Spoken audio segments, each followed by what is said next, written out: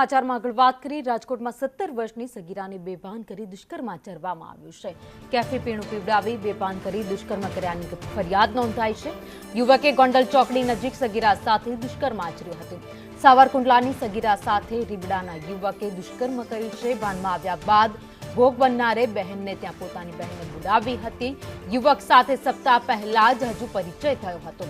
રીબડા ગામના યુવક સામે દુષ્કર્મની ફરિયાદ નોંધાઈ છે। મેડિકલ ચેકઅપ સહિતની તપાસ પોલીસે હાથ ધરી છે। ઇન્સ્ટાગ્રામ થ્રુ એનો બેનો કોન્ટેક્ટ થયો હતો। ઇન્સ્ટાગ્રામથી બંને રિલેશનમાં આવ્યો અને રિલેશનમાંથી એને બોલાયો મળવા માટે। એ છોકરો એને યાજ્ઞિક રોડ ઉપરથી મળવા લઈ ગયો અને ત્યાં રોજ એને જ્યુસ બુસ પીધા। પછી એ લોકો બંને ફરવા ગયા।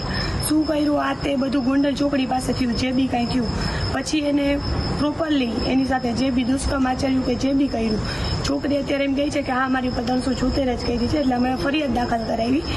મેડમ જો અત્યારે બધું લઈને ગયા છે અને જો આમાં કંઈ ન્યાય અમને નહીં મળે તો અમે અહીંયાથી મીડિયા થ્રુ કે કંઈ બી કરીને અમે સુસાઇડ કરશું, જો અમને પ્રોપર ન્યાય ન મળ્યો નથી।